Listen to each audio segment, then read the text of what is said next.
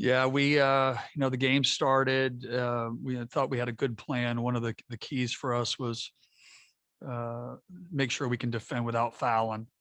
We thought that was a big part in their games that they've beaten us in the past. It was, they made more foul shots than we attempted, and I think that also happened tonight. So that was not a good thing. And you know what? You got to give their hats off to Utah. I mean, they shot the ball as good as we've seen a team shoot the ball. We broke down a few times, but boy, they were hot. And when you play a team that shoots like that, it's going to be a struggle. But our kids kept fighting, kept battling. When we thought we had no chance, we just kept fighting and gave ourselves and created ourselves a chance. But really proud of these guys. Hasn't been the year that we wanted in terms of wins and losses, but I was proud of the way that they were resilient, how they fought, how they stayed together, and how they just kept trying to get better. So really proud of the guys. We'll start with Percy Allen. Go ahead, Percy.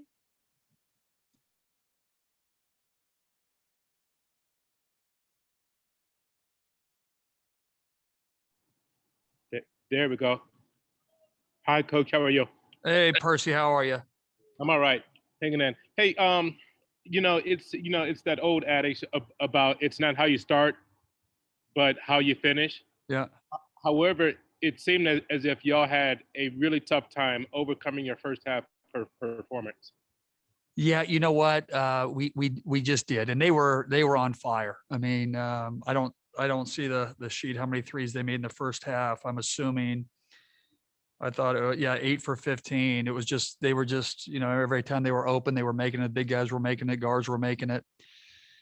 We went through a little bit of a lull when they got up 20-10. That hurt us. Made a couple substitutions, but in our first game when we beat them at our place. We were down 12 and we just kept fighting. We weren't shooting the ball well. Then we got a little bit of a rhythm and started making some shots, gave ourselves a chance with the press, but came up a little bit short. Hey, and obviously the season just ended and emotions are still probably raw, but just what's your take on this season and what are the priorities heading into the off season?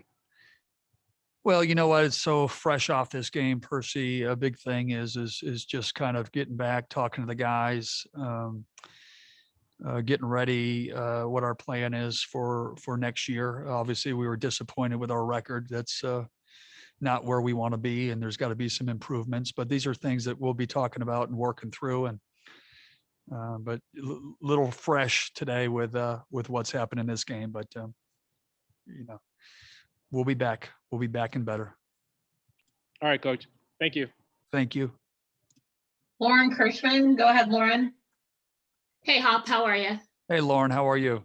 Good.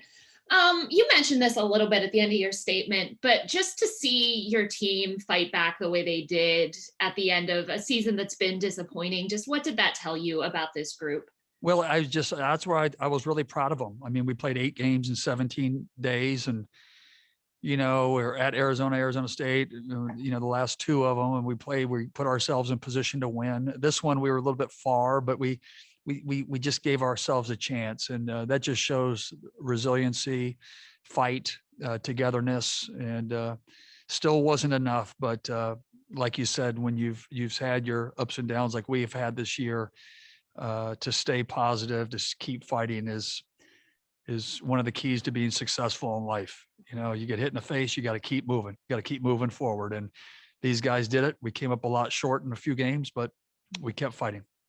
And then I wanted to ask about Quade Green and what could be his last game for you guys, for him to go out with a career high and to perform the way he did. Just what can you say about him? Well, Q is a guy, he only got to play, I think 12 or 13 games last year, 14 games, whatever it was. And,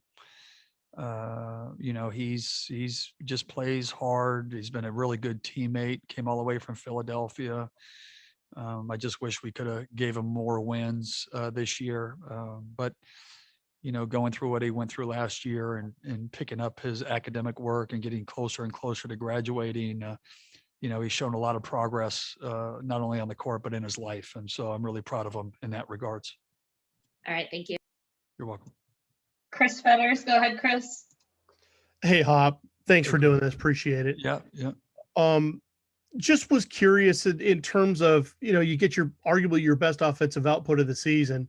How frustrating is that in the whole, especially knowing that if you just get a few stops here and there, it could be a different game? Well, I think, the big problem this year has been our defense. Our defense was well below average in what we did our first 3 years. It's something that, it's like your engine, you got to fix it. We just weren't good enough defensively. And so, I think the one thing that we did do is we got a lot better offensively now. But when you start playing in tournament time and you're winning championships, you always have to hang your head on your defense. That's the one thing that can be consistent. You can control it. And, we had to manipulate it a little bit in the middle of the year because our regular zone just wasn't working. And, it's just one of those things. But our offense was starting to get really good. We made a lot of shots. We were starting to get more assists.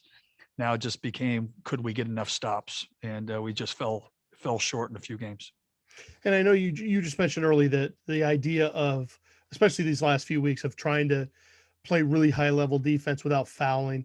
How impactful was Hamir Wright getting into foul trouble early in the overall game plan that you wanted to establish? I think all year, the foul trouble of Hamir and Nate Roberts. I mean, Nate Roberts has given us so much too. And that early foul trouble just kind of puts a chink in your armor a little bit. And, but our guys were resilient. They kept coming back. I decided to play him with 2 fouls. He got his third.